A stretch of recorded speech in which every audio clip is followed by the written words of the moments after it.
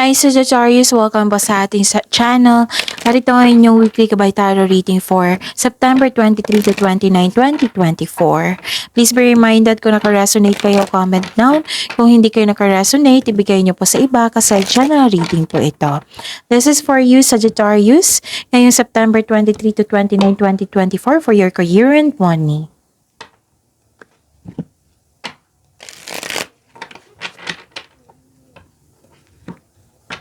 Maraming salamat po sa inyong patuloy na suporta at maraming salamat din po sa mga hindi nag-skip ng ads. Gamitin ang reading na ito bilang gabay lamang sa mga hindi pa nag-subscribe, subscribe na po kayo at click bell notification para malaman nyo na may bago tayong video. Para sa mga gusto magpa-reading po, may lumabas dyan sa screen nyo ngayon. Panoorin nyo po asin din ang instruction. Calling the attention sa mga suki ko dito na Sagittarius. Open na po inyong monthly Gabay Tarot reading for October 2024. May 6 months from now reading tayo at love life reading po. So message me Sagittarius for schedule. Maraming salamat po.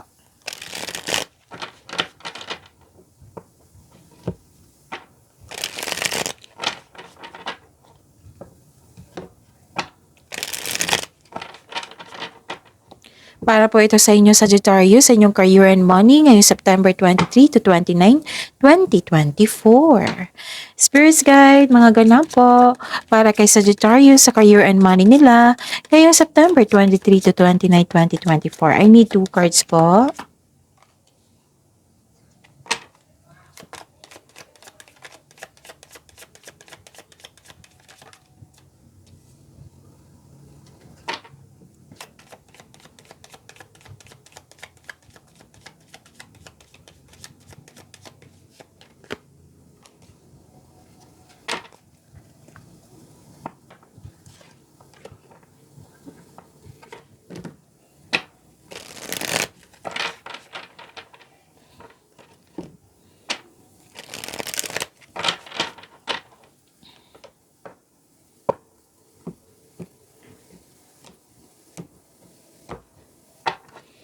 Spirits Guide, message po para kay Sagittarius sa career and money nila ngayong September 23 to 29, 2024. I need 2 cards po.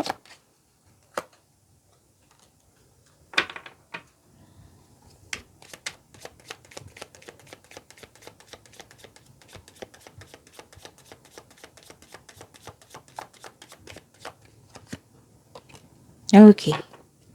Sagittarius, ang ganda ng mga mensahe. You're happy. 2 card na po nagsabi dito na happy kayo.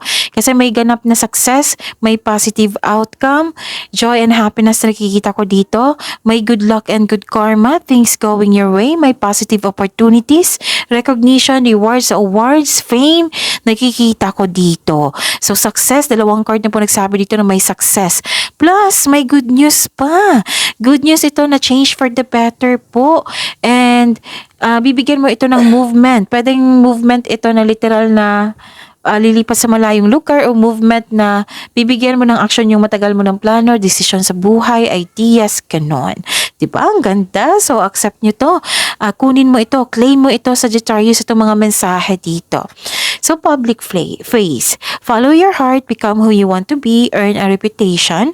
It's okay to be yourself. So, be yourself.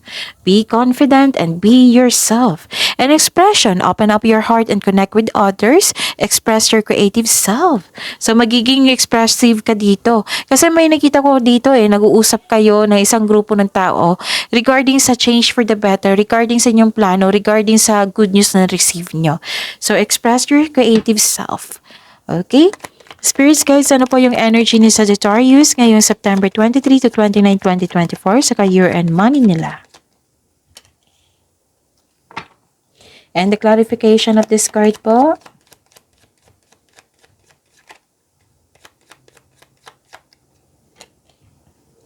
This is a daily reminder.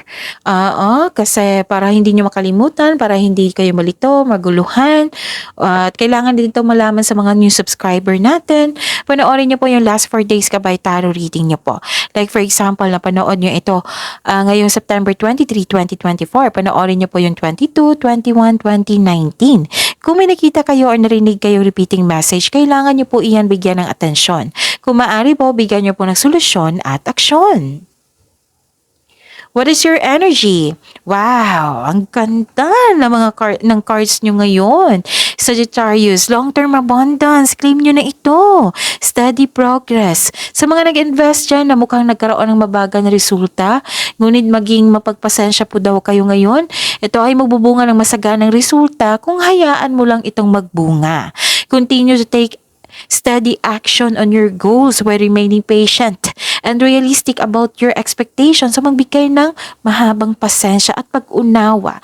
Hayaan mong magkaroon ng masaganang resulta na yung ito ay magbubunga ng masaganang resulta kung hayaan mo lang itong magbunga.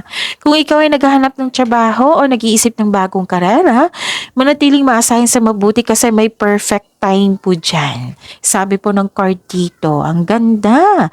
Mag-build po daw kayo ng konkretong plano para maiwasan yung pagka-burnout po. Okay? So, yun. Ano pa? Ano pa ito? Okay. I see. So, akala ko ano to eh. Nakikita ko dito na nagkaroon po ng may gusto makipagkita sa inyo ngayon. Gusto niyang humingi ng tawad. Regarding to sa career and money ha.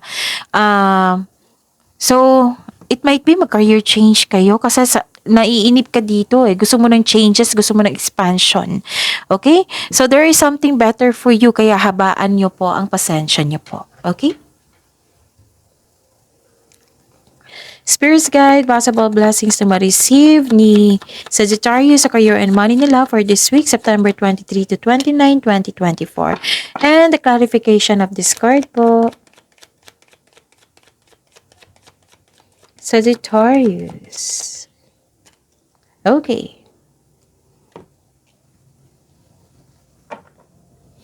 So, ano yung blessings na ma-receive mo, Sagittarius? So, ito yung resulta sa inyong abundance. Long-term abundance, generosity. You're sharing your resources. Yes. May marireceive kang malaking pera. Kanina pa to eh. Abundance. Dito pa lang. So, sabi ko sa inyo eh. Ganda ng cards nyo ngayon. So, claim nyo itong mga blessings na mga magandang bagay na nangyari for this week. Okay? May marireceive kang malaking pera which is expected nyo po ito. Pwede din return investment ito. Pag-harvest to eh. Ito ay parating na nagdudulot ito ng kasiyahan sa iyo. So, tatlong card na po nagsabi dito na you are happy. And may nakita rin akong promotion po dito. So, this card asks you to consider helping someone at work. Baka may mga tao dyan na hindi alam yung walang knowledge sa isang gawain. Tapos kayo, meron. So, nag-share kayo. That is a sharing of blessings ha. That is generosity. So, ang ganda. Ang ganda ng blessings nyo. Wow. Spirit's Guide. Challenges na ma-overcome ni Sagittarius for this week. And the clarification of this card po. Para po kay Sagittarius.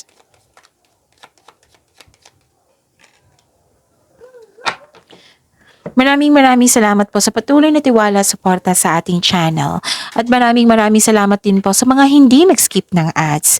May lumabas dyan sa screen nyo ngayon, panoorin nyo po. Kung gusto nyo po iyan, then follow instruction. Okay, iwasan nyo maging pessimism ngayon. Huwag kayong maging negative. Huwag kayong mag-confuse sana. Kailangan ng time for reflection dito. Ito yung solusyon na binigay sa inyo. Okay? Kung may nagkaroon ng delay, habaan nyo po ang pasensya nyo. Okay? Make yourself busy. Huwag kayong mag-focus sa outcome. So, darating din ito. Kaya nga may sabi dito na nahabaan nyo ang pasensya nyo for this week. Sikapin nyo. Huwag kayong mag-attract ng negativity. Magkaroon ng time for reflection kasi nakakatulong din yan. So, yun ha. Panatilihing magiging happy kayo sa mga nangyari at magbigay din ng acknowledgement sa ating Panginoon na magbigay ng pasalamat, mag-offer kayo ng prayer na magbigay kayo ng pasalamat sa mga binigay na maraming blessings sa inyo, Sagittarius. Okay? Nakikita ko rin dito na nagkaroon ng ending with new beginning. Mawawala na yung blockages, nagdulot ng pagkawala ng trabaho, pagkawala ng chances, mga hadlang sa pananalapi o yung mga challenges na yan, mawawalan na yan. Magkakaroon na ng ending with new beginning. May parating na biyaya na magbibigay daan ng mas maunlad na panahon. So, accept and learn the past situation. Wow. So, yun. Ang ganda ng course nyo ngayon, ha? Konti lang yung iiwasan nyo, yung adjustment, kailangan ng pasensya. At pagyamanin mo yung blessings na binigay sa inyo, Sagittarius. So, attract positivity. Huwag kayong mag-attract ng negativity. Positive affirmation po. I am love, I am healthy, I am blessed, I am safe. Oo. So, see you tomorrow. Sagittarius, please like, subscribe, and click the button for notification para updated po kayo sa daily tarot reading natin. Maraming salamat po.